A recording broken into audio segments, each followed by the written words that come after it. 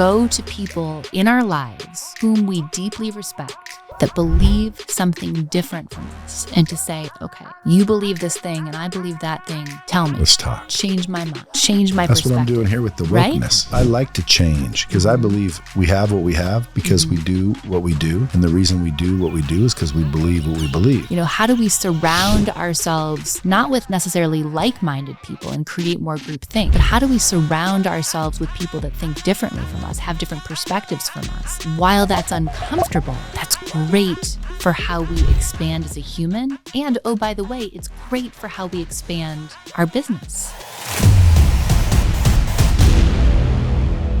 What it is, Brad Lee back again with another episode of Dropping Bombs. Today in the studio, folks, I got a real treat for you, especially if you're a bit of a leadership freak. Why do I say leadership freak? You are a leadership expert. You're a wellness expert. Folks, by the way, you might be noticing that Dr. Taryn Marie is in the seat today. Welcome. Thank you so much. I'm delighted to be here. Well, I appreciate that you are here. Folks, if you guys have never heard of her before, she's got a book out there called The 5 Practices of Highly Resilient People. She's got a podcast called Flourish or Fold, which is stories of resilience. She used to be in the corporate world. She was like the king VP or P, maybe even with Nike. Before that, Cigna, like a lot of these huge ass companies. You were head of talent development. What'd you do there? Leadership development, global leadership development, executive leadership development, talent strategy. So you were in charge of making people better. I was in charge of making people better. That were already there, or did you recruit too? I was not in talent acquisition. So people that were already there. And they hire you, very similar to the show Billions. They've got Wendy that basically uses her psychology skills to get people to believe in themselves and perform. That's right. So you're a performance coach. You could say that, amongst other things. Yeah, I think there's more that I do in addition to performance. Like what? So performance, oftentimes is about athletes, it's about actors, it's about musicians, people that are going to be on stage.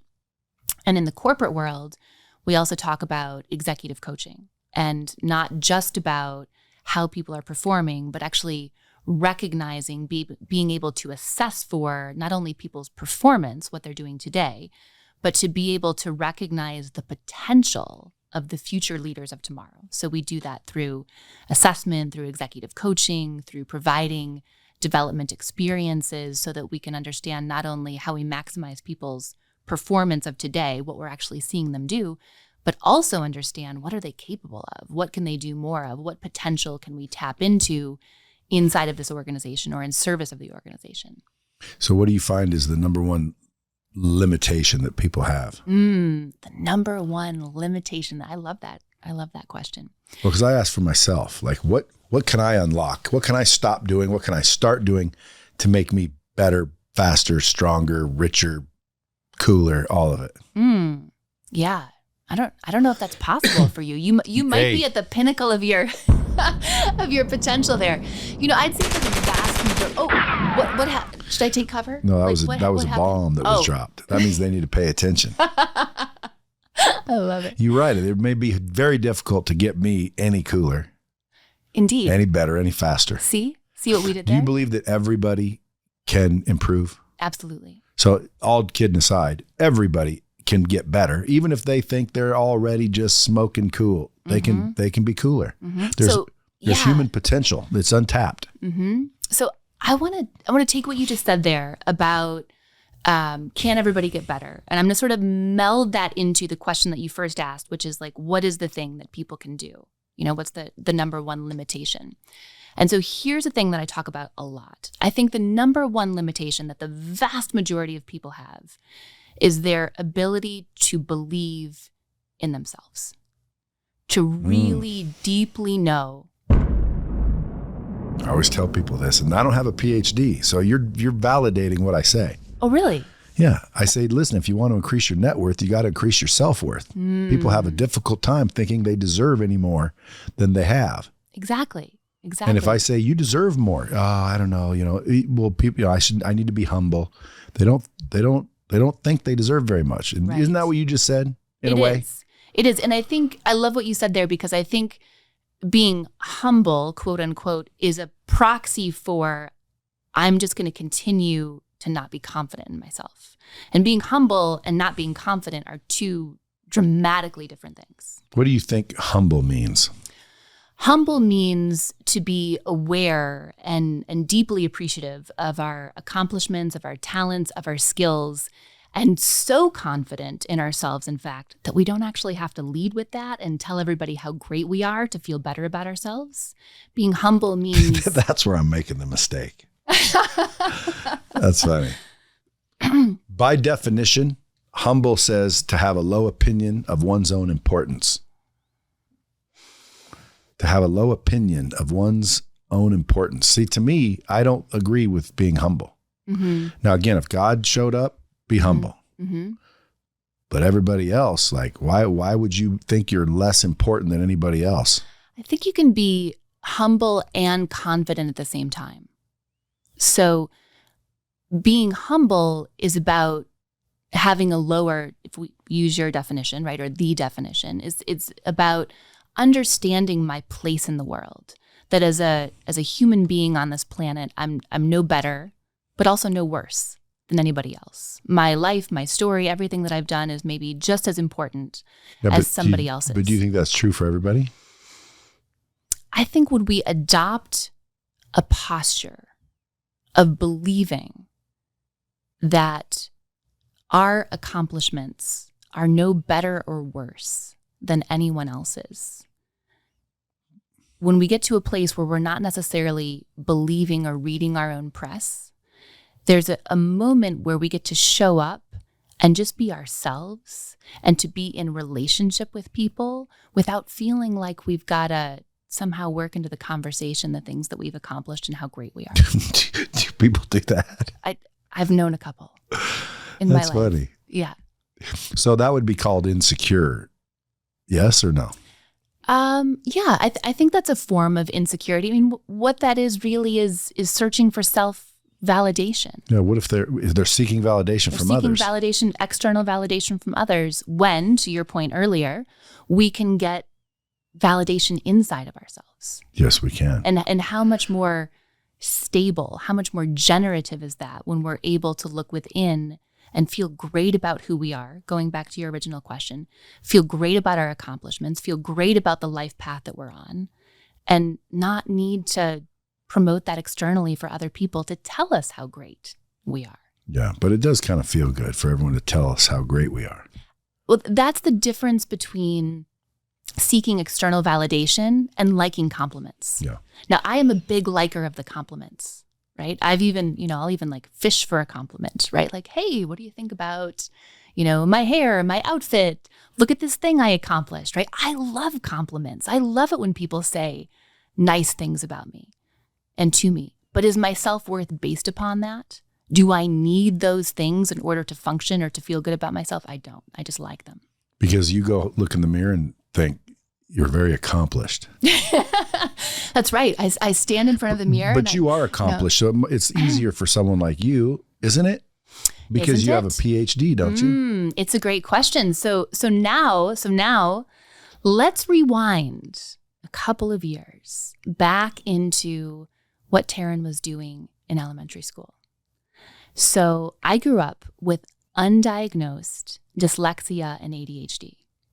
I had 2 profound learning disabilities, and I was very helpfully diagnosed when I was 37, after I had completed all of my formal education. So growing up, I had a lot of difficulty spelling. I was in the lowest reading group for a number of years. You saw everything backwards? I didn't see everything backwards. That is a thing that people think about dyslexia. There's different types of dyslexia. Mine has to do with sequencing things. So if you ask me to spell or read letters in a row, I mean, that's really what's required to read, right? You put letters in a group and then you kind of read it in a row. That was really hard for me. So growing up, I did not feel great about myself. Mother and father both in the house? Both of my parents were in the house. Yeah. Were you from a Beaver Cleaver family?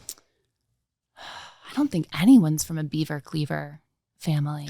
I mean, was your family like lovely and told you they loved you and Bought you a car when you turned 16 and They did tell me that they love me. They still tell me that they love me.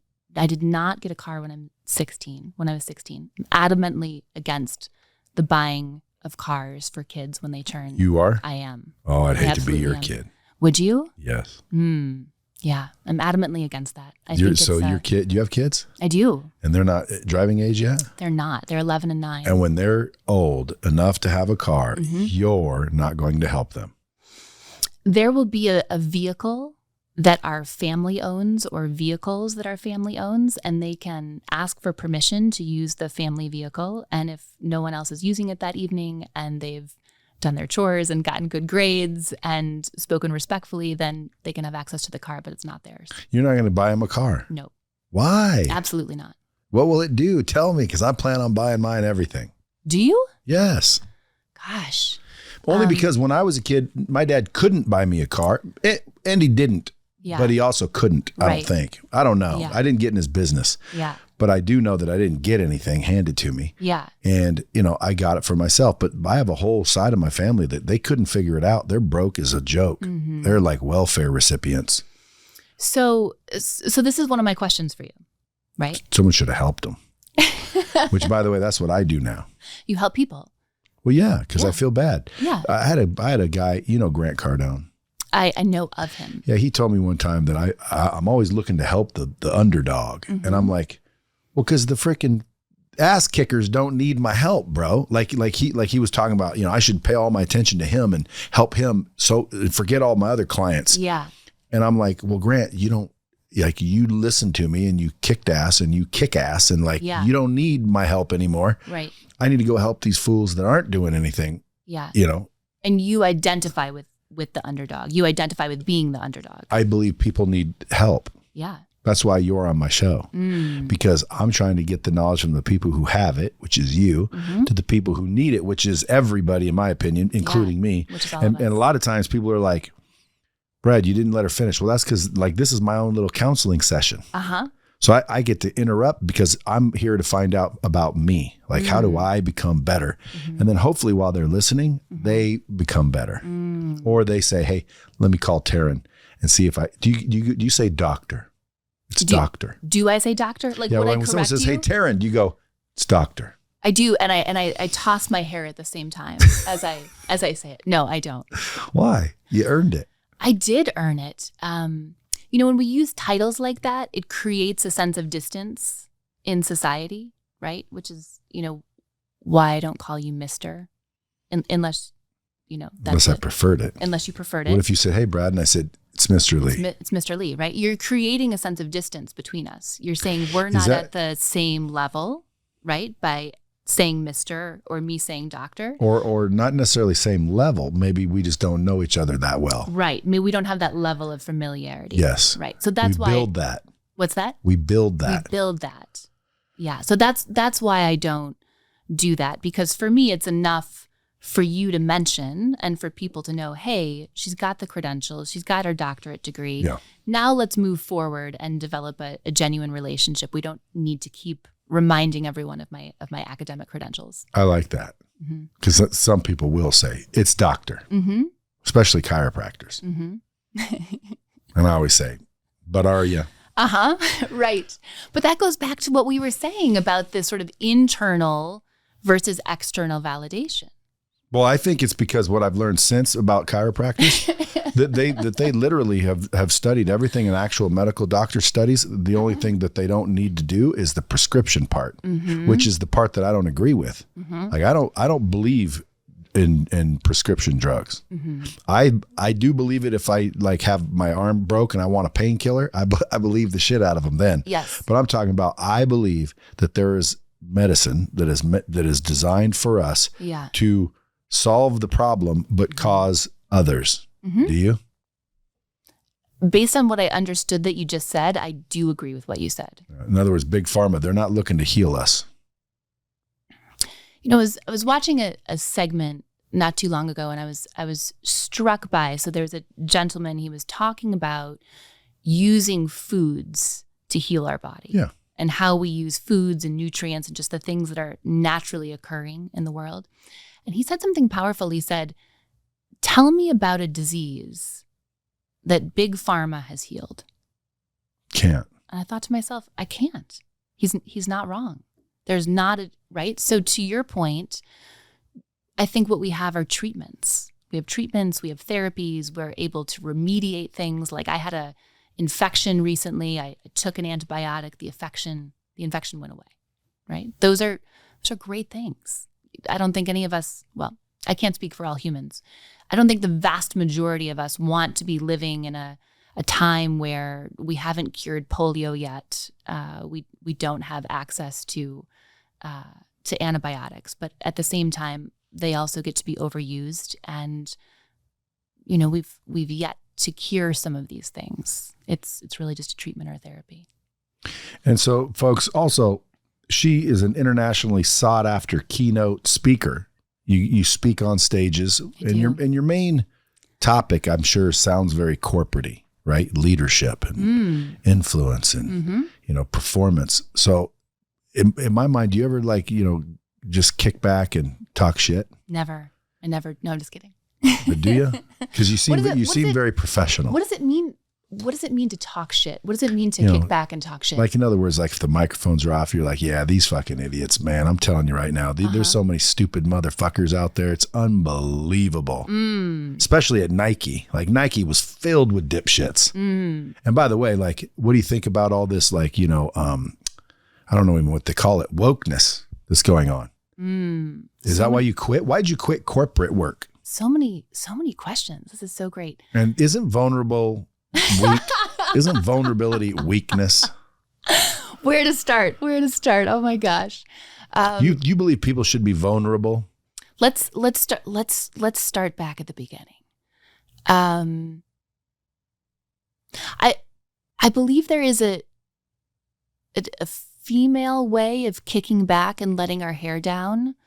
And I'm not saying that women don't kick back and, say like, what the fuck and those fucking idiots. But I think the vast majority of women that I know, we do it a little bit differently. Right? You're classier. It didn't come with an evaluative judgment.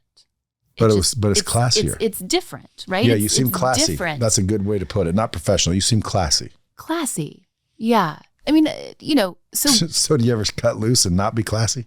Do I ever cut loose and not be classy? Talk like a sailor? Your friends from high school that know you well. I've not been one to like drop a lot of F-bombs and curse. I find that the less I use it, the more impact it has. Maybe I should stop then. Because I found the opposite. Meaning the more you use it, the more impact it has? Yeah. Like people engage more when you drop an F-bomb. When you drop Have F-bombs. you ever been to a Tony Robbins deal? I haven't. He'll cuss his ass off. Yeah, I think it's polarizing, right? I think there's people that say like, they dropped the F-bomb. They're so real. I'm going to go with them. And then there's a whole subset of other people that are like, I can't listen to that person classless use fool. that kind of language. They've discredited themselves, right? So that I think there's a line to walk there. And I think people like me, what do I mean by that? People like me who want to show up with the 5 practices of highly resilient people, who've looked at, what is this work? What is this blueprint that we get to share with the world to help us all more effectively face the inevitable moments of challenge, change, and complexity, or the 3 C's in our lives. For me, there's a level of stewardship that comes with that, right? I've looked at this content, I've researched it, I've found 5 things that we can do in these moments of the 3 C's, the challenge, change, and complexity. It enhances our mental health, it increases our resilience, it amplifies our well-being. And so for me, there's a level of stewardship with this, which is, how do I show up in the world and talk about this in a way that I can maximally engage people with this content and speak directly to your listeners, to other people's listeners, to the people in our lives, so that they have the opportunity to access this work. And what have you found that to be? The 5 practices? No. What are the 5 practices? How to deliver it maximally. I think there's a lot of ways to be real. There's a lot of ways to be authentic. And I think the ways that I've done that in my life are about telling real stories, telling the truth, talking about things that I was afraid for a long time. I'm not afraid anymore, but I was afraid for a long time that if I came forward with a learning disability, let alone two, that would discredit me. And yet showing up and saying, look, here are some things that happened in life. I didn't always feel great about myself. I was, afraid, like when you read out loud in elementary school, like when it was going to come to me and I was going to stumble over my words. I felt bad about being in the lowest reading group. I have a story about, meeting the diagnostic criteria for PTSD for 2 decades and actively hiding that story of facing trauma and that mental health diagnosis because I thought that would discredit me. I thought people would see me differently. So I think the sort of kicking back and the honesty and the being a good steward of this work, rather than, the type of language, it's about getting to show up and have these conversations in a way that are real and authentic and allows you and other people to feel that. So I want to get to the 5 practices of highly resilient people, Mm-hmm. but why do you want to be resilient? It's a great question. In fact, there's a great conversation that's happening out there in the world where people are saying like, "Oh, I can't wait till the time when I don't have to be resilient anymore." And it goes back to, I think, what we're saying about the healthcare system or about medicine. It's like going to the doctor and saying like, "Oh, I broke my arm, but I just can't stand your casts.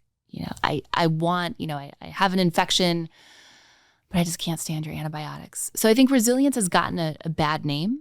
It's something that people have thought that they feel exhausted by, but we're actually not exhausted by resilience. Resilience is the skill set that allows us to effectively make it through these inevitable moments in life, the challenge, change, and complexity. And so we want to be resilient because challenge, change, and complexity, these experiences in our lives, they're not going away. We can't engineer them out of our lives. And we've tried. You've tried, I've tried. And it's the fabric of what it means to be human. So what that means is we get to stop feeling bad about these inevitable moments that come to us, the setbacks, the losses, Do people feel bad? Absolutely. Because I might be an anomaly. Say more about that. Well, I mean, like it doesn't bother me. What doesn't bother you? I don't even consider them setbacks. I consider them like lessons. Mm-hmm. Yeah. People can call it a setback and people can get all butthurt. Sure. But in reality, like it's just an opportunity to learn, right?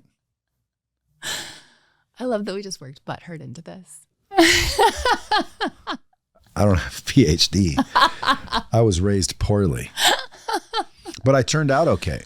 Why? Because I'm resilient. And I am resilient. How did I become that way? I don't know. I think thick skin, that's why the rhinos and all that, by the way. Oh, there's more that has to do with the rhino. So it's also about a thick skin. That's well, yeah. I mean, like, listen, if you teach people to have thick skin, they become more resilient. By my definition of the word, when someone says, what's resilient? I've never looked at the definition, which I probably should, but it sounds like, when you're resilient, you're tough. Things bounce off of you. Things don't affect you very much. What is your definition of resilience? The definition of resilience is to effectively face those 3C moments and ultimately to emerge enhanced for having gone through that, not diminished. That's resilient? That's resilient. But do you ever find out by definition what's it mean? Like, did I look it up? Yeah, like this. Like I always do this. Watch. Yeah. Observe. Siri, define resilient.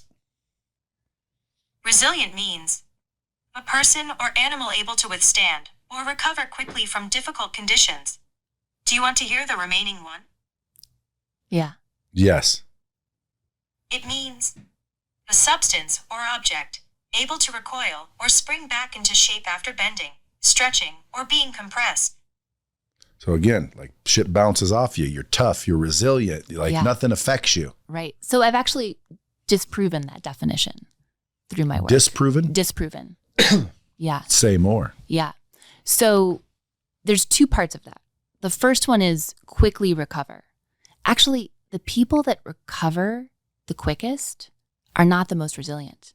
In fact, the people that go back, right, back to work after a tremendous loss, after, you have surgery on a Friday and you pull yourself into work on a Monday. These are actually the folks, it takes them longer to heal.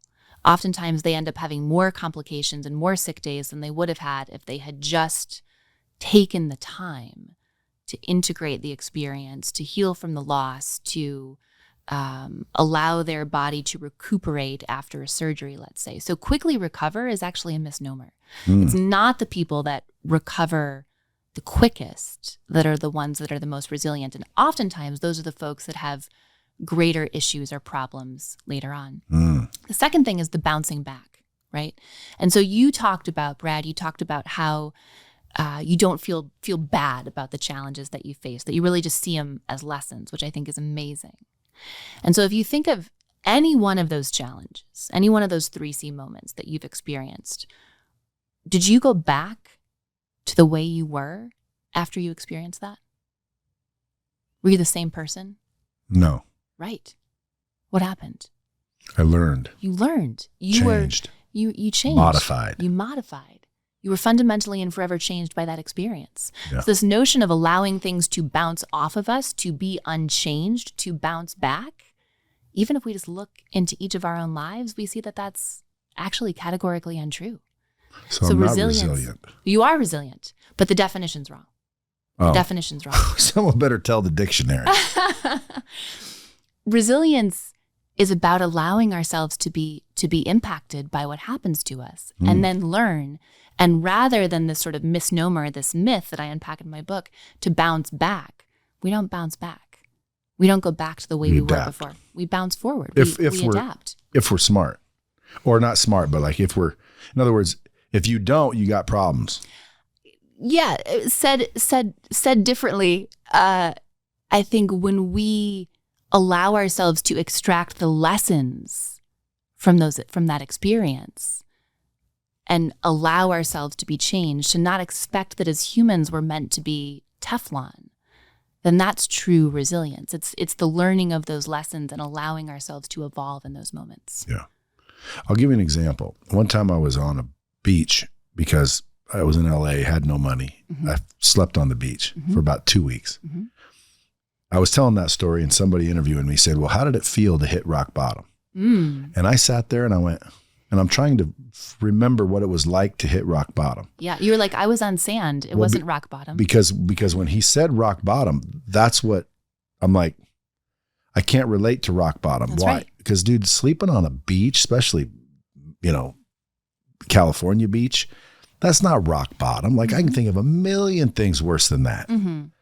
So to me, being homeless by choice, hanging out on a beach where people pay to live on, and sleep on, is not that big of a deal. That's right. That was maybe his rock bottom. Right, but some people think that Brad, that's a big deal. Like you got something, they say wrong. There's something wrong up there, and they almost got me convinced. Like, maybe I'm different, maybe I'm weird. I don't know, but I don't think sometimes these setbacks are setbacks. I don't look at them at all. Like Lightspeed, this place. I went 8 years before anyone. I started online learning. Nobody was doing it when I did it. This was in 99. Nobody was doing it. For 8 years, everyone said it's not going to work. Now look, 2023, who knew 24 years later, everyone will be doing it. Yeah. So again, was I resilient? Well, sure. Somebody by definition would say, oh yeah, he was resilient. He just kept going. He just kept powering through. He was unstoppable, like a rhino. But was I? No, I wasn't. I just believed that it was coming. Right. I just believed. Yeah. There's a lot in what you shared actually around the 5 practices, right? So the way that I got to the 5 practices is I interviewed hundreds of people and I asked them to tell me about one of the greatest challenges that they had faced and how they responded in that moment. And then I looked at, are there commonalities amongst all of us as humans? And are there things that we can all do in these inevitable moments of challenge that feel like... Do you tell us who in the book you were interviewed? I give sort of the overview. So a lot of those interviews, right? People are authentic and honest and truthful in part because I promise them that their identity will remain hidden or that it'll be anonymous. However, I have subsequently interviewed a number of well-known people and a number of not well-known people whose stories I do tell in the book with their permission. So your second book, you can use me as a case study. Can I? Yes. That'd be great. I want to be used as a case study. Do you? Have you ever been used as a case study? On some things, yeah. Mm-hmm. I think you'd be a great case study. Well, and again, I mean, I dropped out of school at 16. I technically shouldn't be quote unquote successful. Mm-hmm. So why am I? And how do we teach others to do what I did accidentally? Because again, someone says, Brad, what'd you do? I don't know, dude. I'm not one of those gurus that'll say, I'll tell you what I did. Yeah. I don't know what I did. Your voice lowers 2 octaves. Yeah. I'll tell you what I did. Well, I just don't know what I did. I don't know. Yeah. I believed. Literally, it kept you going for 8 years. So, I believed that it was the best way to do it, and I had to convince everybody. And finally, time caught up. Yeah. So just with that little thumbnail sketch that you gave me, I hear 2 of the practices of highly resilient people that you talked about. So the first practice is vulnerability. And I think we're gonna unpack that. Yeah, I love that one. We're gonna come back to that. The second practice is productive perseverance. And so, people ask, do resilient people, stay the course no matter what? They absolutely do. Do resilient people quit things wholesale? They absolutely do. Productive perseverance, the second practice, is about the intelligent pursuit of a goal or an outcome in the midst of challenge. It's about knowing when to maintain the mission in the face of challenge. It's an art and a science. And it's about knowing when to pivot incrementally or fully in a new direction. So when you talk about your story, again, just a high level, you engaged in productive perseverance. You were actively, I think, surveying the marketplace, looking at the landscape, believing, right, that the path that you were on, no matter how fraught with challenge, was ultimately going to lead to a destination that you had envisioned. And you were able to stay the course and then paint that vision for the future for the people that were following you. And the second practice, it's the fifth practice, right? But the additional practice that you talk about is this practice of possibility, right? And possibility is kind of the highest order practice. It's about when we're facing the 3C moments, how we navigate the relationship between risk and opportunity. And that is very much, I think, part of your story. What you're sharing here is recognizing that you saw the possibility of what you could create. You were effectively able to understand both the risk and the opportunity, and then look at how do you progress toward that goal? How do you were able to envision a possibility of what you plan to create, and then ultimately to be able to bring your business and your people behind that. So already there's 2 things there where I think you... What are the other 3? Maybe I accidentally did them all. Maybe you accidentally did them all, which I love. And the thing is, I don't think we accidentally do any of them. So one of the things that I typically talk about first and foremost is this idea that resilience is the essence of being human. And so often we've talked about resilience and other things, other strengths and talents as being something that exists outside of us. And what does that mean for me? And what does that mean for you when we talk about resilience and other things that way? It means that we're coming from a place of lack. I don't have this thing, and so I've got to go out and find it or get it or cultivate it or, whatever it is. But when we think about resilience as something that already exists within us, it's the essence of being human, then it's about coming to these conversations from a place of abundance, from a place of strength, and saying, I have what I need within me. And it's about uncovering it in those moments. So the first practice is vulnerability. It's about allowing our inside self to match the outside self that we share with the world, that sense of congruence. Not being afraid to do that? Say it again. Not being afraid to do that? I can't think of a time. Maybe when we tell a certain resilient story over and over, it gets to a point where it's no longer scary. I might argue, though, when it stops being scary, it stops being vulnerable. And so I can't think of a time when being vulnerable isn't scary. So people should be vulnerable? people should be vulnerable. How should I show you vulnerability? So I'm careful about this word should, right? Because what should tells us is things are one way, but they should be another, right? There's a great psychologist by the name of Albert Ellis, and anytime his clients talked about should, he would say you're shoulding all over yourself. Right? Yeah, well, I mean, there's just things that I think that you should do as opposed to not. That's just my opinion. Like, for example, I think men should provide and protect women and children. Yeah. They should. They don't do it all the time, but they should. All of them should. Right. Well, what if my wife is successful? And in my opinion, men should protect and provide for women and children and old people, for that matter, people that can't provide for themselves. Yeah. But does that mean that women are bad? No. Does it mean women are incapable? No. I think men should provide and protect for women and children. What do you think? So that's an evaluative judgment, right? You're making a judgment or an evaluation about how you feel. And that's the word should. Should signals to us there's an evaluation being made. Which is bad or good? I don't know if it's either. I think it just is. I think Am I bad or good? I don't know. No, I don't know about that either. No, I'm just kidding. Are you Neither bad? do I. I'm trying to figure it out. I want you to psychoanalyze me. I don't think any of us are all good or all bad. Quiz me. You don't put people on couches and talk to them, do you? I have put people on couches and talked to them. You just want them to relax and tell you things. You have certain questions to get them to open up? Let's pretend Lightspeed hired you to come in here and get me to outperform anything I've ever performed. I'm burning out. It's been 25 years, even though that's not the truth. And you are here to help me be more bold and resilient. And, my mental wellness needs a checkup. What would you say to me? I mean, so many things. The first thing is, what makes you think that your mental wellness needs a checkup? What's happening right now that makes you think that there's... Well, I don't, and I'm making this up just to help. Okay. Because otherwise you couldn't help me. I don't feel as excited to get up and come to work anymore. Did something change recently that you're aware of? Not recently. Did something change that might have impacted the extent to which you... I'm just getting tired of this shit. You're getting tired of this shit. Getting tired of this shit. Watching people use Kajabi. They have no idea that it's terrible. I'm tired of it. Like, dang, I've just been beat up so many times. I just want to give up. Yeah. Have you ever felt like this before? Sure. Plenty of times.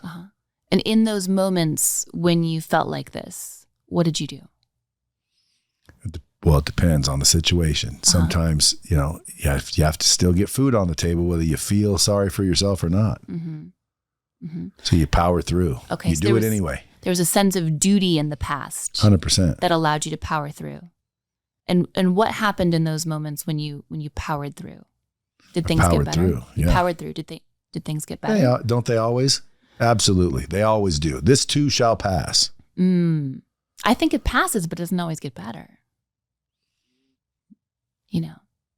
I mean, off to the side here for a second, folks, right? So, one of the things that we're talking about in this fictional exchange, right, is this idea of burnout and stress and exhaustion. Yeah, because there's a lot of people like that. I talk to them. They've lost their fire. They've lost their enthusiasm. They don't know how to recapture it. Right. And the powering through, while I think we think in the moment that's what we're supposed to do, just put our head down and keep going, that oftentimes can be the worst thing for people to do, to keep going out of a sense of duty, from a sense of burden. It's another bomb you get. The reason I say that is because, again, I happen to believe like that, like-minded. I tell people sometimes running off all fucking positive in the wrong direction, you're just going to end up way over there. You're still going to be an idiot way over there. Like running passionately does not fix the errors. Yeah. Are you familiar with the Stockdale Paradox? No. Okay. But I do feel that I would be instrumental in perpetuating the high quality image of it. I too feel that you would be instrumental in perpetuating the high quality image of the Stockdale Paradox. So I will now tell you about it. Tell me about it. So the Stockdale Paradox comes from Admiral Stockdale, who was the highest ranking prisoner of war in the Vietnam War. So our generation, we know about John McCain. Trump doesn't like people who got caught. We're going to table that for a minute. So that's what he said about John McCain. He said, I don't like him. He got caught. I don't like people who get caught. It's a pretty good, what do you call that? Imitation. Thank you. Yeah, that's good. Keep going. Stockdale. So Stockdale and the prisoners of war, after, being imprisoned for several years, they're released. And he's interviewed. And they say to Admiral Stockdale, who are the people who did the worst in captivity? And Admiral Stockdale says, that's easy. It was the optimists. And the interviewer's like, excuse me, Admiral Stockdale, it was the optimists who did the worst. And he was like, absolutely. And here's why. It's what you're saying. The people who are just toxically positive, constantly optimistic, everything's great, right? They're not connecting with the reality of today. So these folks would be like, it's fine. We're in captivity. We're having a tough time. We don't have enough food. We're getting beaten. But, we're going to be out of here by Memorial Day, July 4th, right? And that wouldn't be based in any kind of reality. They're just being optimistic. And so that marker in time, whatever they said it was, would come and go. And then ultimately they would be more disappointed, more disgruntled, more disenfranchised. So the optimists did the worst. And so it's what you're saying, which is just being all positive and keeping a positive outlook, like that doesn't actually help us. So what Stockdale talked about is actually the Stockdale Paradox. The Stockdale Paradox is being willing to confront, and these are his words, the brutal reality of today. To just stare down like where you are financially, how far you are in the red, the fact that you don't feel like getting out of bed in the morning, that the joy is gone, the fire is out. Like, let's just look at that and not feel like we need to dress it up and make it something that it's not. So that's the first piece.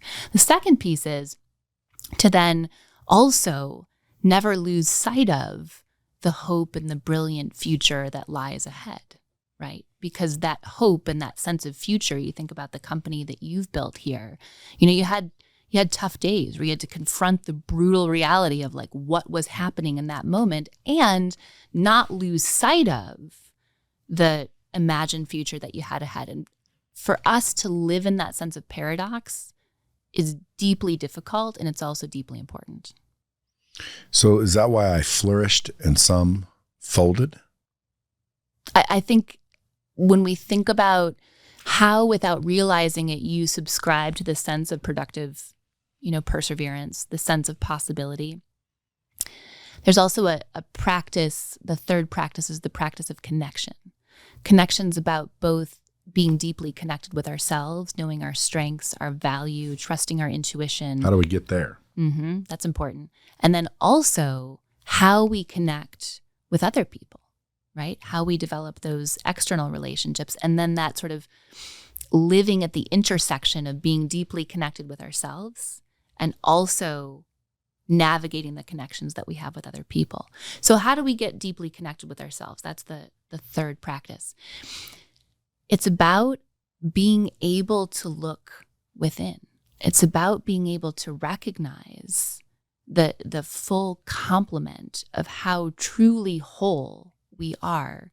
And like we talked about at the beginning, to not be sort of running around feeling like we need to seek this sense of external validation. I say to people, our ability to like and love others is limited only by our ability to like and love ourselves. And so deeply knowing this person that we are, appreciating this person that we are, being willing to be alone with ourselves, to listen to our own thoughts, that's how we develop a relationship with this person that we are. And so few people are able to do that. And I think it's profoundly important. You think there's a test to see if someone's capable of that? I think we're all capable of that. Yeah, there's skill. But how do you see if someone's doing it or not? Yeah, there's skill and there's will, as you know. Skill is ability. Will is whether or not we want to do it. We all have the capability. We all have, the skill to connect deeply with ourselves. It's the will. It's the whether or not we want to do it. Why? Because it's scary. It's scary to go in there and listen to those thoughts and know this person that we are and look at the trauma that we faced and the hard things and the disappointments in life, that is like some scary shit. Yeah. Well, that's what you have your 3 C's, I have my 3 C's. Mm-hmm. My 3 C's, number 1 is confidence. Mm-hmm. Number 2 is capability. Mm-hmm. And then number 3 is consistency, which you could equate to mindset, skill set, and habits. Mm-hmm. Because if you look at somebody that's successful, their mindset, their skill set, and their habits are usually why. Mm-hmm. And vice versa. If they're not successful, the mindset, skill set, and habits are usually why. Mm-hmm. So if 2 people have a really good mindset, but this person's skill set's weak, they've never really gotten good at anything for whatever reason. And this person got really good at something. This person's successful. They developed a skill set. This person's average. They fold. This one flourishes. This one folds. Why? Skill sets. And then maybe they both have a great mindset. They're both really, really talented. They're capable, but this person's habits are poor and this person's habits are rich. This person flourishes. This person folds. Why? His habits. Do you believe that? I do. What Yeah. do you call that? What do I call what? That. I call it, mindset, skill set, habits. Yeah. Do you have a thing for it? Like your 3 C's were what? Well, the 3 C's are about these sort of inevitable, it's a little different than what you're saying. The 3 C's are about these inevitable moments that we're all going to face in life that we can't engineer out of our lives. The challenge, the change, and the complexity. And so therefore, the 5 practices, I think the corollary to what you're saying is the 5 practices of highly resilient people become the skill set and the mindset, and then we develop habits over time around how we show up in the world. So in these inevitable 3C moments, we have the skill set, the mindset, to use your language, and the habits. Those are the 5 practices. Now, some people use the 5 practices just as you described. That's why mine aren't selling, because there are only 3. You got 5. We can just discount yours. That's all right. Do you believe people should discount their services? Ooh, great question. I think it's about when we discount our services, right? So Daniel Pink wrote a great book called When, which is, when's the best time to do things.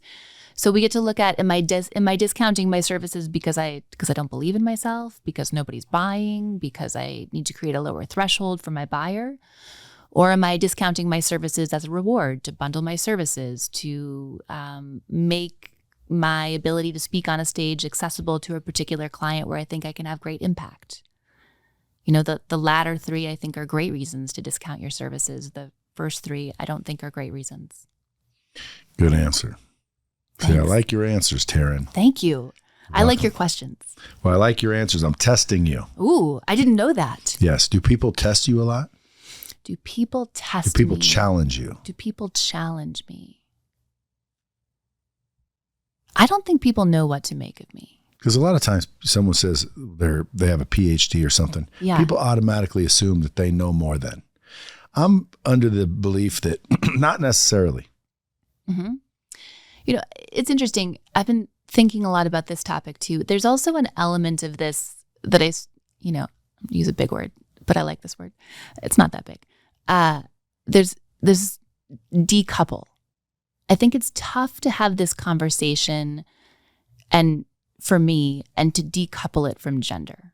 Because there's also another thing that happens for women in our society, which is I think we're allowed to be intelligent and we're allowed to be attractive, but we're not typically allowed to be both. By who? Society.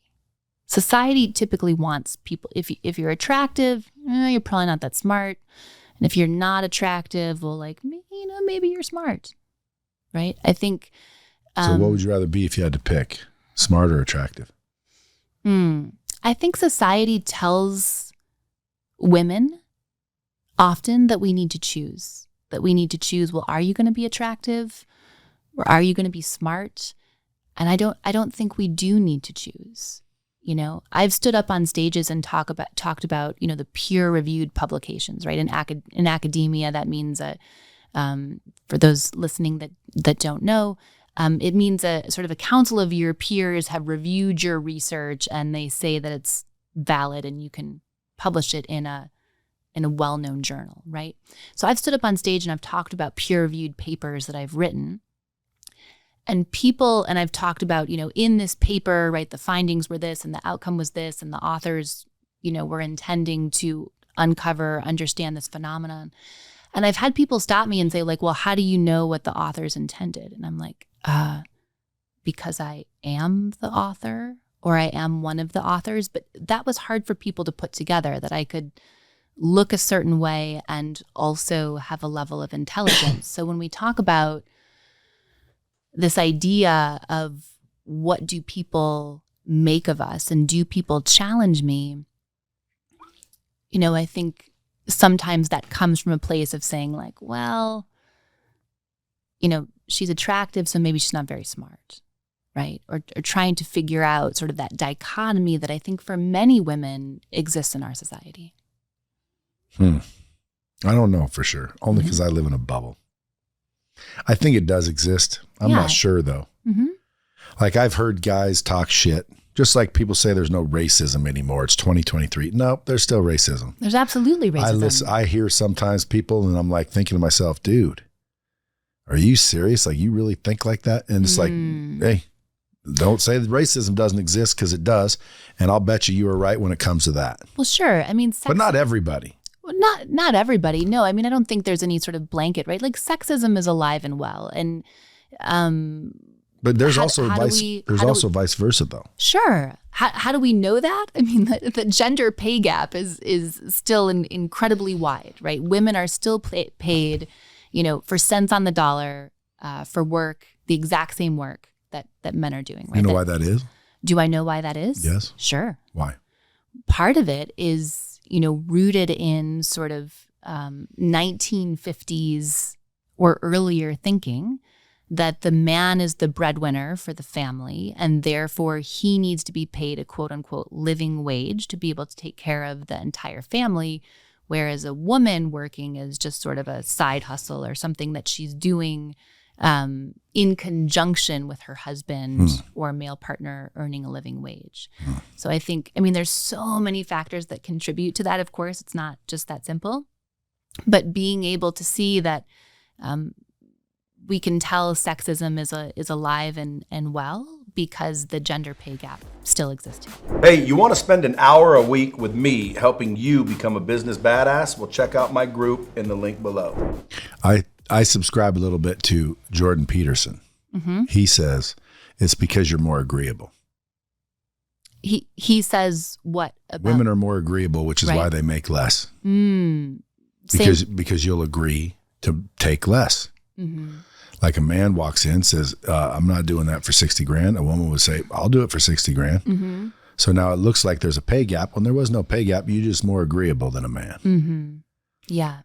So one of the things that's happening in talent acquisition, there have been laws passed across a variety of states, is in many states now, that talent acquisition professional, that person, excuse me, that's talking with you about this exciting new position that you might take inside of the company. There's now legislation that's been passed that they can't ask you what your current income is, because what they found is this is actually perpetuating the gender wage gap. So if let's say you and I both go to college, right? We both graduate at the same time. And you're just like simply more courageous. You, as a man, are going to go in and negotiate. You got a number in your head, and you're not going to take anything less.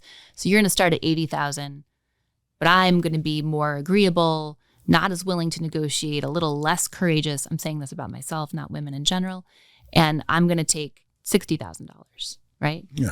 Now extrapolate that over the next, 2 decades. Mm-hmm. Right. Now it was a $20,000 difference. Now you're making $800,000. I'm making $600,000. Now there's a $200,000 difference between us. So now that talent recruiter, they call both of us up. There's an open position. We're both candidates for it. And they say, well, Taryn, how much are you making? I'm making $600,000. How much are you making? $800,000. Right. Yeah. So let's say, right. Who are they going to pick? Right. Well, if I was the business, I would go on who's better. You go on who's better. Thank you. Yeah, because if I can get you for 600 grand and you're better than the dude for 800 grand, shit, I'd rather pay you 600. It's business. Has nothing Exactly. to do with, has nothing to do Exactly. with female or male. Mm-hmm. So you're going to hire me at 600, 625, 650, right? And the version of you in the story is going to continue to make 800. He didn't get the job. You did. Right, but you're still making 800 at your prior job. Right? So, but let's say all things being equal, the salaried position that is available is between the pay range, right? It's between 650 and 850, right? Mm-hmm. So you get hired, you're going to get 825 or 850. I get hired for the same role, I'm going to get 625 or 650. That's supposedly. That's you know, I can't deny that exists because I do hear chauvinist guys, you know, talk shit about women sometimes. And it makes no sense. Mm-hmm. Yeah. But again, I mean, some of that woke shit is also causing some of the blowback. You did ask this question about wokeness earlier. Do you want to talk about wokeness? Well, I mean, some of that wokeness is causing some of that, if you ask me. Okay. Say more. What do you mean by some of the wokeness is causing the some of that? The wokeness to me is like almost like people that think that they deserve recognition when they don't. Okay. And how does people who think like do guys deserve recognition? No. Neither do women. Neither does anybody. Like, it doesn't matter women or men. What matters is what they do. Would you agree? Like, you can't recognize a gender. Like, when people say gender, that's another woke thing. In my mind, there's only two. Okay. Maybe three at the most. Three genders. What are the three? Male, female. And then the one where there's two, like the hermaphrodite. That does exist. Okay. So if I have both, what am I? Oh, if you have both genitalia, you're saying. Well, what would I be? I don't know. This is not both, my area of expertise. But I'd be hermaphrodite. But that's all there is. You cannot, I don't know if we want to get this suppressed or not, but you cannot say, like if you just told me, Brad, I used to be a man. Yeah. I would say, well, number one, you did a good job, but you're still a man, technically. Wouldn't you be? No. Why? That's what I need to understand. I don't get that part. How did you change into a woman? Yeah. Let me tell you how I understand it as a person who is not trans. And in corporate world, you have to deal with this, don't you? Mm-hmm. Yeah. Yes, that's why I don't like corporate world. Like if someone came in here and said, you have to call me a ma'am, and it looks like Hulk Hogan in a dress. I ain't calling you ma'am because you're not a ma'am. And then they say, yes, you are. That's how Jordan Peterson got famous because he said, I'm not playing that game. Right. Which again, I'm not a dick. I do respect people. Yeah. I just agree with them. Mm-hmm. Like why does your reality need to affect my reality? Yeah. So I think you're entitled to how you feel about it. What I would say is sex is like the genitalia that we have, right? That we're born with in life. Gender is now the conversation is around that being socially constructed.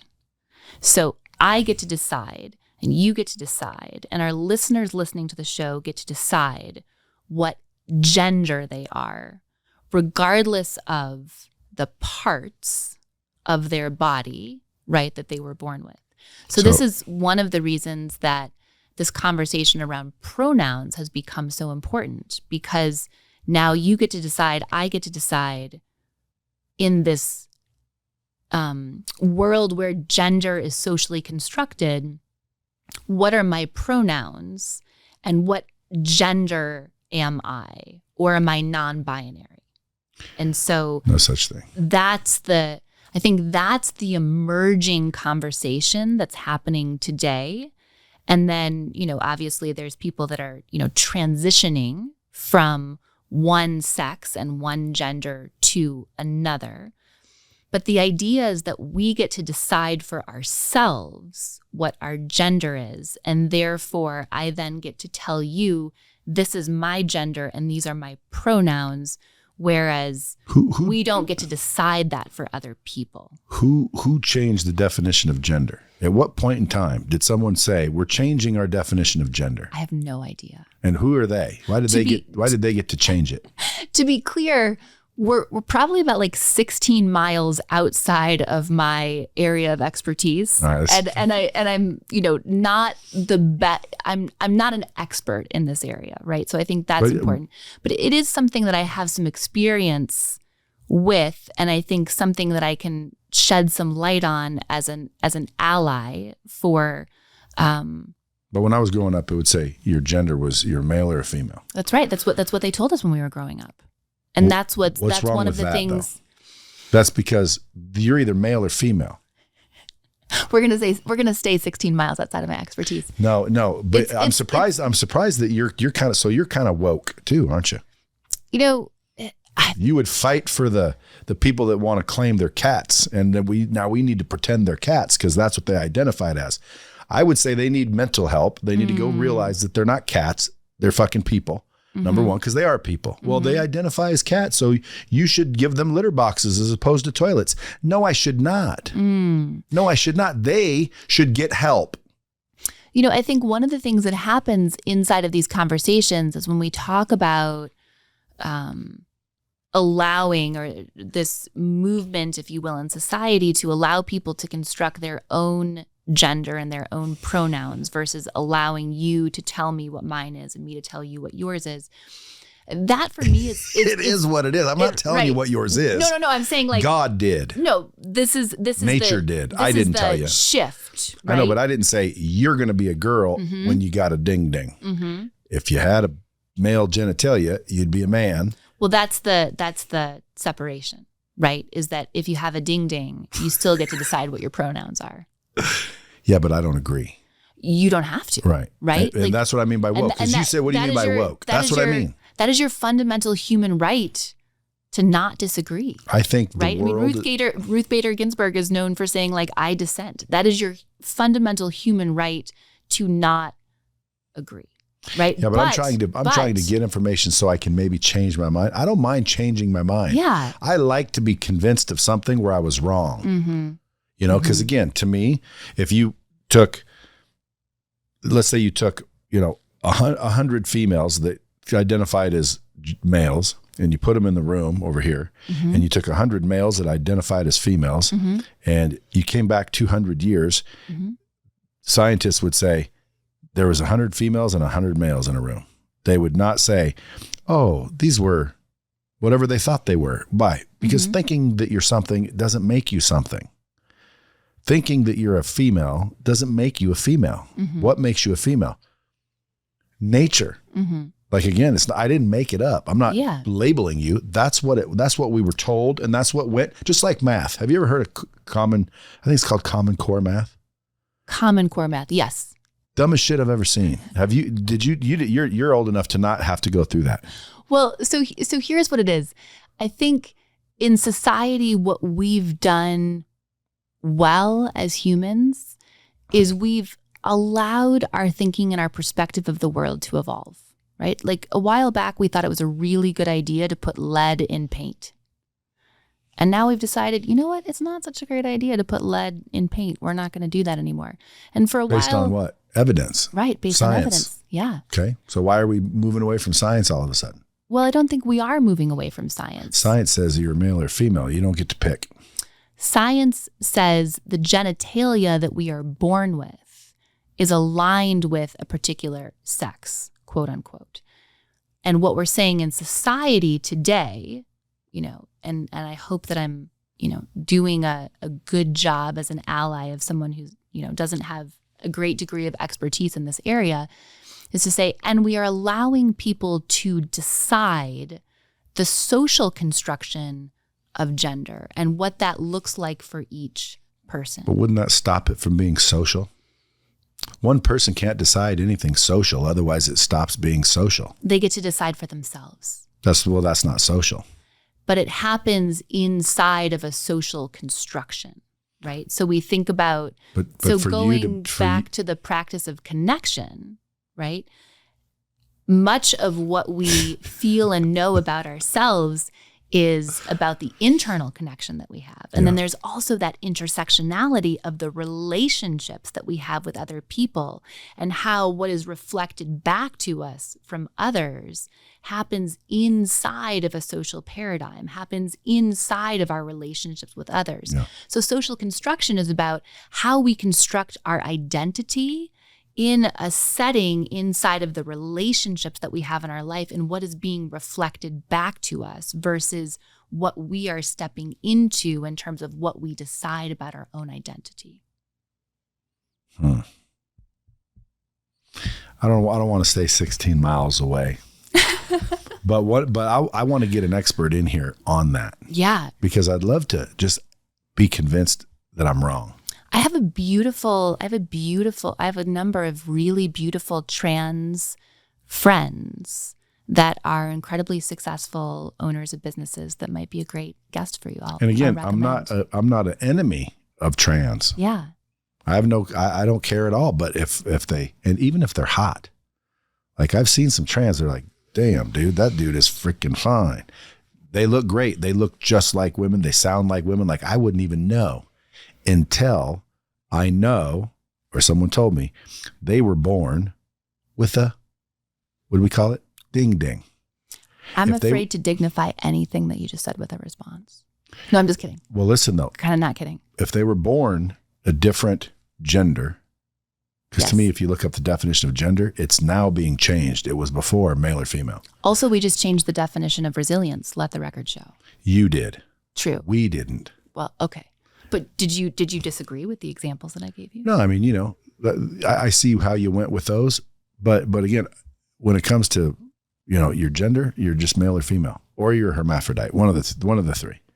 That's what you are. And again, the term hermaphrodite I'm has not saying, fallen out of favor. We can check it after the podcast. Well, I'm not saying that you cannot identify as a female, as a male. I know there's very feminine men. They like, I feel like a female. I'm inside. I'm a female. Okay, cool. Like I really don't honestly have a problem with that. Mm-hmm. What I have a problem with is now I'm being told that I have to pretend that it's true. Why? Wouldn't that mean that they're changing my reality? Mm-hmm. I don't need to. I don't need to change my reality. I don't need to honor that. I don't need to respect that. I also don't need to say anything about it, which I don't. But at the end of the day, if someone asks me, hey, Brad, what do you think? I think we need to go back to plain old, like when little kids, for example, started crying and boo-hooing because they didn't win. We started to give out participation trophies so they didn't feel bad. Mm-hmm. They need to feel bad. Mm-hmm. They need to lose. Did we do that though? Yes, we did. Is that why we started doing it? 100%. Okay. Why do you think we gave participation trophies? I don't know. So I was growing up, it was first place, second place, third place, or fuck off. Okay. What was that? Fourth place? Fourth place was fuck off? There was no fourth place. Oh, there's no. First, second, or third, that's what you got. And if you didn't get it, you weren't very good and you needed to practice, you needed to be better. And you need to figure out what you need to do, how hard do you need to work to beat the person and by the way, the person that won, they got all the glory, they got all the love, they got all the perks, they got all the benefits because they won. So it caused you to want to win. Mm-hmm. But when everybody got a participation trophy because they cried because they didn't win, somebody needed to set that kid down and say, listen, son, you want to be better? You can't be going and dicking around after work or after school. You got to get better. We got to go in the backyard and practice. We got to get you more skilled. Mm-hmm. So wipe up your tears. Let's go get you better. Yeah. And then guess what? That kid would eventually came back. Just like when there's these dudes in the female sports. And I know you might have friends with them, but there shouldn't be any males allowed in female sports. I don't care what they identify as. Mm-hmm. That's the dumbest shit I've ever heard. Mm-hmm. And let them into the locker room. Like, I don't get that at all either, but that's irrelevant. Mm-hmm. See, I don't know. Like I might be pressing buttons. No, I don't think you're pressing buttons. Here's what I'll say. I think I believe that one of our fundamental rights as humans is to get to decide what we believe and think and feel about the world. Agreed. Right? And so then when there's a moment like there is today where you're like, I don't understand this woke shit and like what people are thinking about, then that's an opportunity, right? To put before you, to put before me things that I don't understand, to put before other people and to say, let me take you on that journey and to try to explain to you what this alternate perspective or experience is. And I think what we get to do as humans is attempt to at the sort of the greatest degree that we can to understand the experience of other humans, to step into their shoes, to walk a mile in their shoes, and to really attempt to understand something, even if it's at odds with what we believe, because, I think one of two powerful things is going to come out of that. Either our mind is going to be changed and our perspective is going to be amplified, or we're going to say, you know what, I really made an effort at this stage in my life to appreciate what that is, and I'm staying with my own perspective and my own belief system, right? The part that I can't get on board with is people who just aren't willing to be vulnerable and to connect with what that thing is, to allow their perception to potentially be changed and therefore to change their reality and their belief system. Well, I look forward to opportunities like that. Yeah, exactly. I like to change because I believe we have what we have because we do what we do. And the reason we do what we do is because we believe what we believe. Yeah, I mean, Ray Dalio wrote this beautiful book, which I'm sure you're familiar with and a number of your listeners are familiar with, which is called Principles. Sure. Right? And one of his core principles is to go to people in our lives whom we deeply respect that believe something different from us and to say, okay, you believe this thing and I believe that thing. Tell me. Let's talk. Change my mind. Change my That's perspective. what I'm doing here with the wokeness. Right? Yeah. Adam Grant wrote this beautiful book. We all know Adam Grant, How to Change Your Mind. It's really that principle from Ray Dalio, which is, how do we surround ourselves not with necessarily like-minded people and create more groupthink, but how do we surround ourselves with people that think differently from us, have different perspectives from us? While that's uncomfortable, that's great for how we expand as a human. And, oh, by the way, it's great for how we expand our business, because we're all going to see the landscape of our marketplace and our disruptions and our opportunities differently. So when we're surrounded by people that have different perspectives, that are able to shift our perspective, that is tremendously uncomfortable. It's also tremendously powerful. See, we agree. Ta-da! And everyone else listening should agree. Because again, I don't think you should have a closed mind. Yeah, you should agree because we'll make an evaluative a judgment. Well, if you said, hey, I will have my friend who's trans come on here, and is it a he or she? Can you be a he trans? Sure, you can be a... What's the difference between a transvestite and a transgender? So transvestite is another term that has fallen out of favor. Oh, yes. We don't like that. Right. Okay. So what we would talk about is a trans woman. What is LGBTQ? What does the Q stand for? Queer. What's a queer? A queer. Well, I think we should look up the definition. Queer? Yes. I like looking up definitions. I know. Hey Siri, define queer. Strange. Odd. Denoting or relating to a sexual or gender identity that does not correspond to established ideas of sexuality and gender, especially heterosexual. So you're queer if you do not identify, or if you identify with something other than what you were born with, is basically what that says. I think the established gender and sexual norms of heterosexuality. So if you're gay, you can be queer, right? Because you're homosexual. You're not. Then you wouldn't be queer. Not necessarily, though. I know. We need an expert. That's we why do. I want your friends in here. Yeah. But again, some people are like, I ain't having no damn trans on my show. Like, I ain't like that. I don't mind anybody's opinion on anything. I am honestly doing what you just said a minute ago that I said I agree with.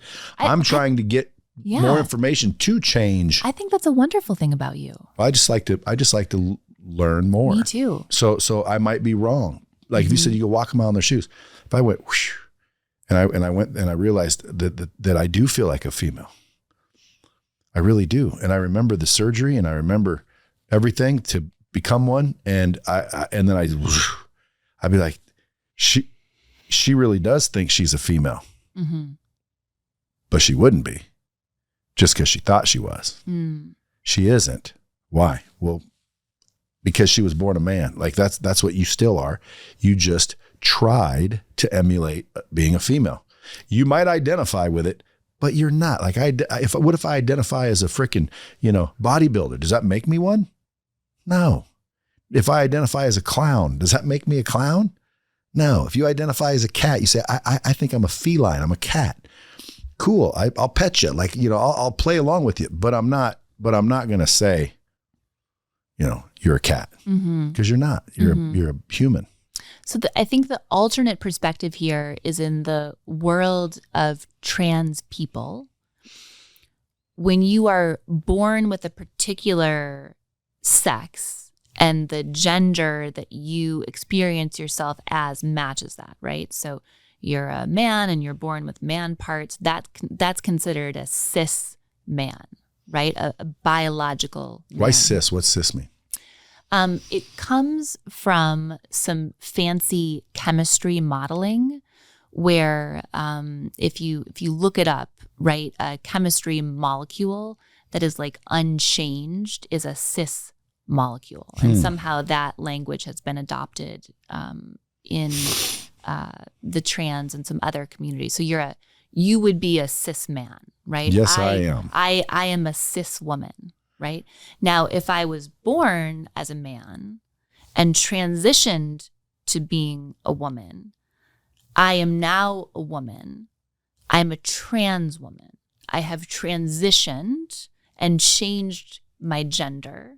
So I'm not a cis woman. I wasn't born that way. However, for all intents and purposes, I see myself as a woman. I experience myself as a woman. I have become a woman by augmenting my body, and that is my identity. And the way that we're talking about in society today is that I or any other person has the purview to determine what our gender is in society. Or should be.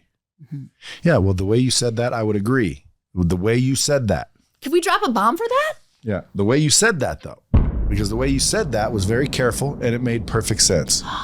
But you said you're a trans woman, transition to a woman. That's not a woman.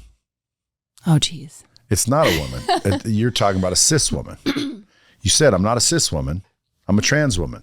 Okay, well, then there's more than one type of woman, apparently. We've decided. This is your perspective. No. There's more than one. You said there's cis women, which are the ones that they realize that they're women. And then the ones that aren't women, but they're not cis women.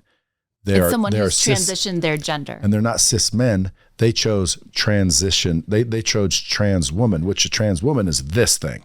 And a cis woman is this thing. And they're not the same things, How correct? How did we get on this topic? I don't know, but it's lasting way too long. Yeah.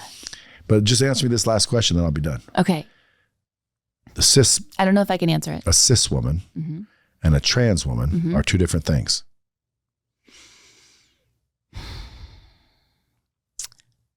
They are both. It's like she's being politically correct because you can't say, yes, they're different. Because if you say they're different, well, then I will rest my case because they are different. A trans woman is not a cis woman. So let me put it to you. Here's how I think about it. For me, in my life, I think about it as I don't need a distinction in my life on what version, it's man and woman. Are you a man or a woman? Yeah. Right? Someone who's born a woman has continued to be a woman, cis woman, woman. Someone who was born a man, transitioned to being a woman, is now a trans woman, woman. For me, I don't need to differentiate. Parse out. I don't need to differentiate what's what. For me, I don't need to do that. And I think it's also, as I look at the relationships that I have, the deeply important relationships that I have inside of the trans community, I look at those people in my life and I see them as the gender that they have decided to be. Yeah. Yeah. And again, so would I suppose. Like Caitlyn Jenner. I don't refuse to look at him or her like a woman. Her. Looks pretty, she looks like a woman kind of now. But again, when he talks, it's like, wait a minute, that sounds like Bruce. But anyway, I don't want to stay 16 miles apart. If any, trans people are listening, again, hit me in the DM, reach out. I would definitely put one on a show, and not to argue, but to learn, because what you said and how you said it, I would agree with that. But that's only because you separated the two, and there's a difference. And I can't figure out why no one wants to just admit it, because we don't want to hurt their feelings, do we? We don't want to make them upset. And that's the part that I don't agree with. Guys, we should sometimes hurt people's feelings and get them upset. Why? To establish the frickin' foundation. See what I'm saying? Like, there is no participation trophy. You lost. So let me take this a little closer, like sort of inside my sphere of expertise. Okay. Right. So I think one of the topics that we can bring out here is this idea of resilience and parenting. And so, to your point, what we are seeing is a trend of kids being less able to navigate ambiguous environments. Because what do we do as parents? We engineer out the ambiguity in our children's experience. Yeah, or guide them. Or guide them. So, here's a great example that I talk about in my book. So, I have two sons. My older son's 11 now. My younger son is 9. When my older son went to kindergarten, we were saying to his younger brother, who was 3 at the time, it's going to be so great when you go to kindergarten. You're going to go to kindergarten the same place your older brother's going. Well, lo and behold, it comes time to register for kindergarten. And it turns out in Philadelphia that kindergarten is not required to be provided like in your school catchment, right? And what I mean by that is when we went to go register for kindergarten, all the kindergarten classes were full, and my son was like 4th or 6th or something on the wait list. And we were like, whoa, we didn't know that. So the year progresses, and he moves up the wait list, and now he's number 1 on the wait list. Now it's a couple weeks before the school year. Not totally sure if he's going to get into this kindergarten. We have a backup plan. What some parents would do is they would shield their child from that ambiguity. And I think what we get to do to help our children develop resilience is actually to titrate that experience of ambiguity, to intentionally put ambiguity in our children's lives in an age-appropriate way that allows them to navigate that. So there was like a bringing all of the kindergartners together before the school was going to start. And so I went to the office and I said, hey, would it be all right if we brought our son to this sort of gathering of all the kindergartners? And the people in the office were like, oh, why would you want to do that? What if he doesn't get in? Right? It's that sort of idea of like the path made clear. And we said, look, we've had a conversation with him. He knows he's number 1 on the wait list. He knows there's a good chance that he could get in before school starts. He knows there's a good chance he may not get in before school starts. But this was a way that we were creating some age-appropriate and real-life ambiguity in his life, saying, look, we can go, we can meet all the kindergartners. We think that you'll get in, but if you don't, we've got a backup school, right? And so often as parents, we just engineer out that ambiguity, give everybody a participation trophy, make everyone feel good about everything. And to your point, we're doing our children a disservice. Like you and I were talking earlier about how we want to give our children something greater, something better than what we had. And that's a really beautiful thing, really laudable that we want to do as parents, to give our children something that we didn't ourselves have. I mean, isn't that the definition of like love, unconditional love? And yet I think in doing that, sometimes without realizing it, we remove some of those 3 C's, that challenge, change, and complexity from their path, that were actually really instrumental elements in how we were built and how we came up in the world. I can see how that's true in some cases. But me buying I bought all my children so far that are driving ages, cars. They're just fine. I help them. Yeah. And believe it or not, like having a car versus not having a car is way better. So I just helped them rather than made them jump through a bunch of hoops to get one on their own, because I had to get one on my own and I didn't like it. My dad should have bought me a damn car. Now, if I had a crystal ball and it was said, Brad, if he bought you a car, you would have expected this and you would have gotten weak and you never would have been successful, then I agree. Don't buy them a car. But there's no proof that buying them a car and helping them in life is going to hurt them. Not that I found so far. That's exactly right. There's no proof of that. Right? So why are you leaning towards that it will hurt them? I didn't think I was. I didn't think I was leaning toward that. What I was saying was... You said you ain't buying your kids a car. Well, for me, you know, I have a different experience than you do growing up, right? So your experience was my dad should have bought me a damn car. My experience is that because my parents did not buy me a car, that in fact made you tougher. It made me tougher. I got to figure out how to get places. I, planned ahead in terms of putting on the family calendar, like when I wanted to be at a place, like, hey, I'm reserving, the car for this night. And when I did ultimately get a car and I worked for that car and bought it myself, there was such a sense of pride and appreciation that I had done something for myself that no one else had done for me. So whereas, it sounds like you didn't value and appreciate that experience, like you don't feel like it developed you, I feel like it did. And so based on that experience, I want to give my children the opportunity to develop the same level of character that I feel like not having a car gave me.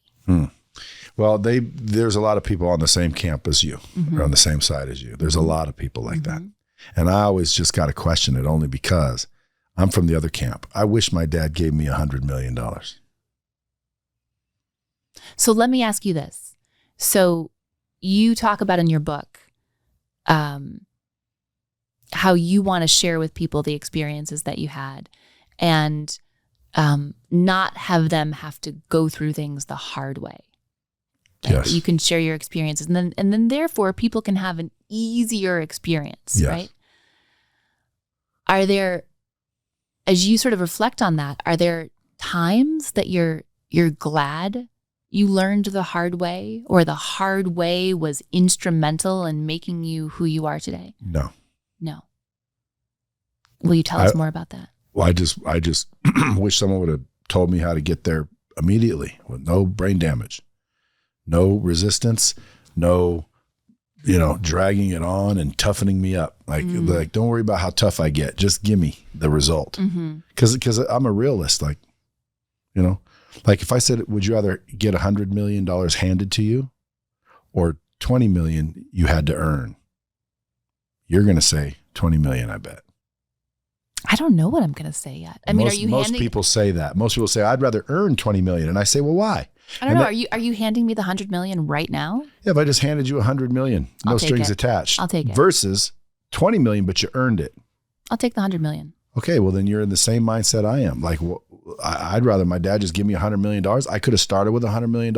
I'd be a lot farther than I am right now. I think. I could be wrong. Everyone could be right that thinks the opposite. Sure. Because hard times does make stronger men. And, strong men make, easy times. And then easy times make soft men. And then soft men make hard times. That whole thing that they talk about is true. And when I say men, women, same thing. Men and women. Hard ones, get strong, and the strong make times easy. And then the easy times make people soft. And then the soft people make shit hard. So it's this cycle. I think that's a t-shirt. No, the soft people make shit hard. I think that's a t-shirt though. They should make one. Yeah? But in reality, that's the bottom line. So in my mind, I believe that. Yeah. So just like when people say, hey, she gets hired to go make people stronger. Do I think that's realistic? Yes, because you get people thinking. You're changing their paradigms. You're changing their thought patterns. You're changing their beliefs. Right? You almost changed mine on the trans thing, but we moved from it. But when you explained it that way, like I would agree with that. That is true. And again, they do have the right. I agree with that. Everyone has the right to do what they want. I don't think anybody needs to be pigeonholed into anything. But at the same time, you can't pigeonhole me into it either. Sure. I don't think kids should get participation trophies. I think you either win or you lose. And if you lose and you feel bad for losing, well, then somebody like a good dad or a good coach will show you how to win. And you need to do the work and get there. Period. No participation trophies. But and if someone came in here and they said, hey, I want to work for you, but I think I need a bathroom made for me. No, like there's the male, there's the female, pick one. Now, if someone came in and said, hey, I got a man in my bathroom, female bathroom, and she's a transgender woman, again, is she? Like, what constitute that? Because like, is she still? You brought us back here again, didn't you? Oh yeah, I better not. Because I'm just wondering, like, if she's packing, then she shouldn't be in there. Why? Because she's packing. If she's not packing, that's where she belongs. Please let the record reflect that these are the perspectives and beliefs of the show's host. Just Brad Lee, not Taryn Marie, for sure. And it's clear. No one's gonna confuse you. They're gonna love you. My daughter would back you up 1,000%. She's a vegan. She's, but at the end of the day, I can be convinced and I can change my opinion. I am not pressured by peer pressure. A lot of people think, oh, well, you're hanging around a bunch of people that think like that, so you're going to think like that. Not me. I just believe what I believe, and I need new information to change that. And if I get that new information, I will change my belief system. That's right. Yeah. Which is all about what Ray Dalio in his book Principles and Adam Grant in his book, what is it? Change Your Mind? To go back and look at that title. I don't know Adam Grant, but I do know Ray Dalio's Principles. Yeah. It's about. I started reading it, and about a third of the way in, it's like, dude, I got to put this down for a minute. I'm going to go read your book. Are you? Thank you. Yeah. I want to know why some people flourish and some people fold. There's people listening right now that are going to love you. You guys realize you can reach out to her. She's got books. They have a whole coaching program. We do. They have, and I don't know if you're willing to like help companies. I'm sure you are as a consultant. And, go in there and get these people performing better, mentally balanced better, to where almost it's like a culture thing. Yeah. Well, I think what we're seeing inside of corporations today is, for me, what feels like a really exciting shift, which is what I'll call a strategic imperative on the part of corporations, where they now believe that they as a corporation are instrumental in helping people achieve, maintain, and accelerate their well-being, their mental health, and their resilience. So it's no longer like you work at my corporation, but what you do on your own time and how you feel in your mental health is your own thing. Now companies are really thinking about, there's actually benefit in us being able to provide products, services, experiences, expertise for people to enhance their well-being, their mental health, their resilience, because this then makes for employees that are more well-adjusted, that feel better about the world, and therefore their engagement goes up, their productivity goes up, there's fewer sick days, right? Fewer lawsuits. And so there becomes this sort of multiplier benefit of corporations being able to do that. So we work with a lot of corporations to create, greater mental health, well-being, and resilience for individuals, leaders, teams, and ultimately the corporation or the culture. I was going to go back, where were you in high school, and then you got out, and then what, and then what, then what? But I think this is the longest episode I've ever had. So we better either invite you back for a part 2. We better wrap it up. Yeah. And I know you got to probably be somewhere, I'm sure. But I appreciate you coming in. Oh, thank you for having me. It's such an honor to be here with you. Just a delight to have this conversation, to get to share ideas. And thank you so much. I'm incredibly honored and grateful. Well, I am too. I'm honored that you would bless me with your presence. Because again, I'm sure you've heard a few of these shows. You're like, what am I doing on this show? But at the end of the day, that's why I asked you, because you're very, very classy. And this is not necessarily a show that we would be using, that, I don't want to say disposition, but it's a real show. People are going to love it. My audience, I just want to know who's not going to love it. Do you think it's possible to get your friends on the show? I absolutely do. Would you come back with them? I would be delighted to. And we can open it up. I'll have more than one microphone. I love this. And I want you guys to gang up on me. Ooh, this sounds like a lot of fun. I just want to be, I mean, again, I want to be convinced, or I want to convince y'all. But I don't think it's possible, is it? Do you think it's possible? Do I think what's possible? To convince somebody that's not open to be convinced. I don't. I'm open to be change my mind. I'm open to it. Yes. I'm welcoming it. Like, tell me. Yeah. Change my mind. Mm-hmm. But someone else, like, they're not open to it. Do you think it's possible that they still change their mind? So as people, we can all change. And should? I don't know that it depends on the thing, right? If we need to change, or, if your cholesterol's high and your doctor says you're at a risk of having a stroke or a heart attack, like, you probably should change your eating habits, right? But do you need to change how you think or feel or experience the world, right? That's an evaluative judgment that I don't get to make for you or anyone else. We talk a lot about, I'm sure you do too, people being coachable, right? And people who are coachable are open to new information, to new experiences, to new ideas. There's a sense of openness to new experience. And so can I change, in the next 5 minutes tomorrow when I decide to? Absolutely. You can too. Any human can.